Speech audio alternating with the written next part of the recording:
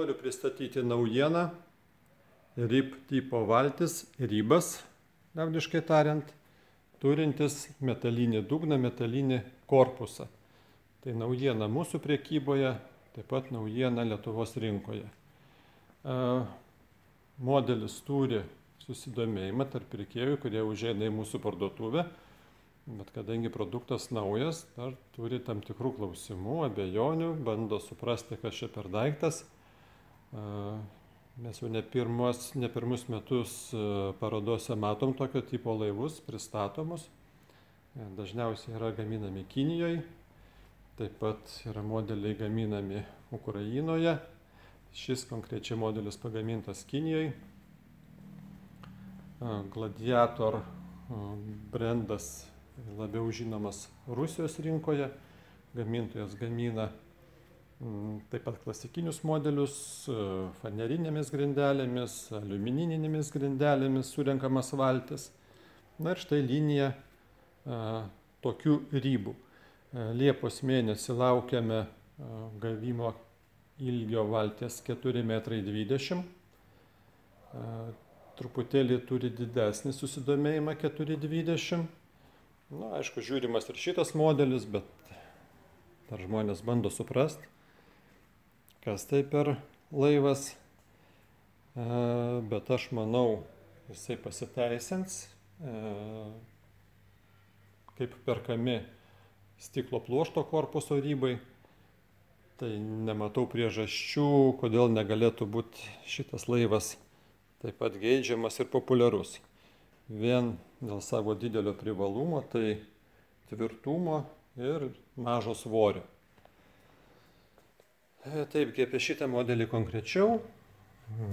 Yra grindelės suformuotos, yra tarpsluoksnis, toksai kaip valždenis, priklijuoti tokie guminiai protektoriai, tam, kad valtyje stovint ant metalo nebūtų slidu. Klasikinis variantas, kad sumontuotas drenažo vožtuvas išpilt susikaupusi vandenį. Aišku, metalas suteikia jau tam tikras galimybės, atveria kažką tai privirinti, kažkokią tai tvirtesnės kilpas pastatyti.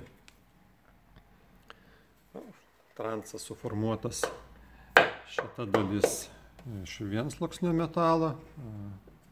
Viršutinis dalis yra profilis, toks kvadratas įdėtas. Taip pat yra padarytas šis pastorinimas tam, kad atitiktų transas variklio pakabinimą, variklio tvirtinimo elementus. Valties suklijavimo siūlės yra gana dailios. Gal šioji dalis yra ne taip dailiai atrodanti, bet pasirinkta tokia konstrukcija, kad tas galas yra užbukintas, tai kampas yra labai toks gana aštrus ir šito elemento įklijuoti dailiau tiesiog nėra galimybės, nebent būtų pasirinkta kita detalė, tokia, reiškia, toks dangtelis, kuris iš plastiko uždengtų visą šitą dalį.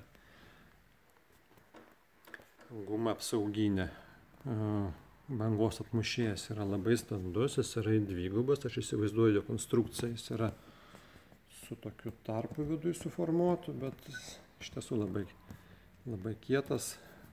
Aišku, atlieka funkciją ir borto apsaugo prie kažko tai prisišliejant.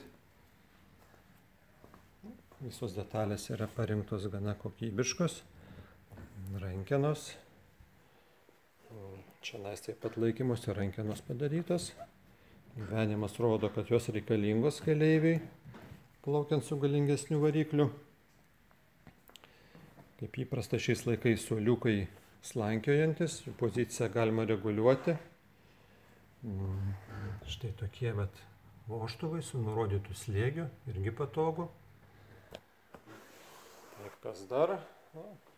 Transas turi štai tokias atramas, be abejo jos reikalingos tam, kad suteikti standumą transo, kompensuoti visas jėgas variklio. O taip, dabar prieinam prie suoliuko, tiksliau prie dėžutės, kuris taip pat dėžutė turinti ir suoliuko funkciją. Čia įdėtas toksai paminkštinimas, galima ant jo atsisėsti taip pat. Štai tokios yra sagelės, kurios galima būtų prisegti, kad jisai laikytųsi. Dabar tą dalyką nedarysim. Štai tokia dėžė. Yra sagtis. Atsidaro daiktadėžė. Ten matosi vėlgi kiaurime tarpas į tarpsluoksnį.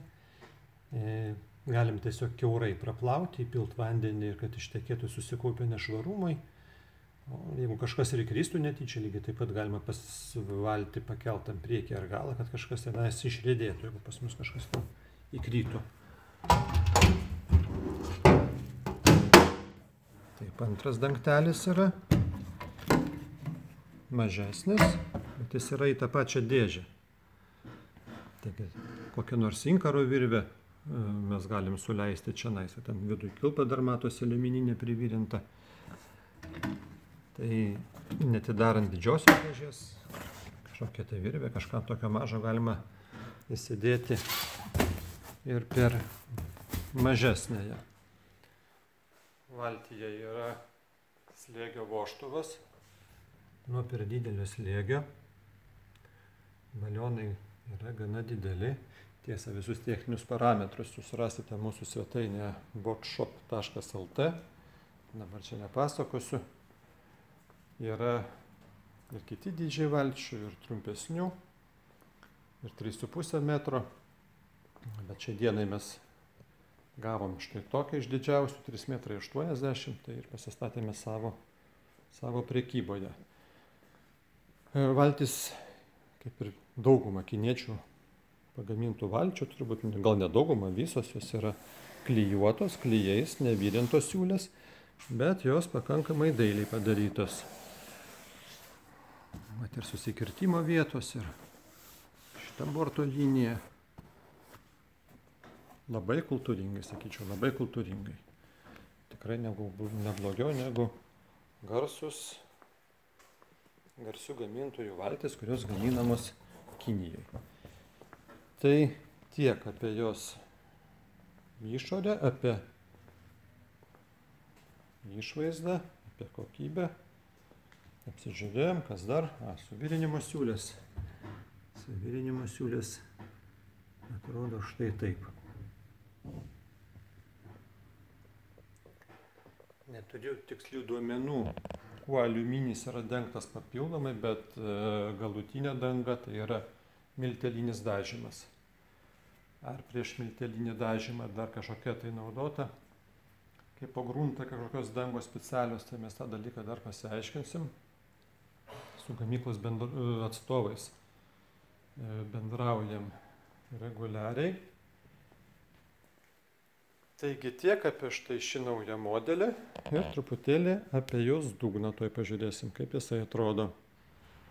Dugnas suformuotas iš dviejų aliuminio lakštų.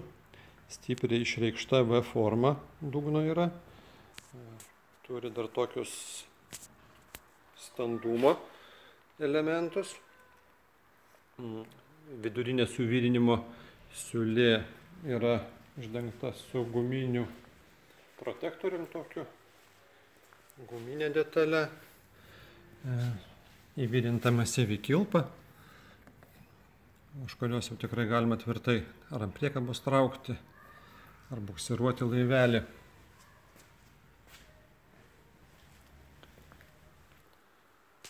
Štai tokia RIP tipo valtis su aliuminio dugnu.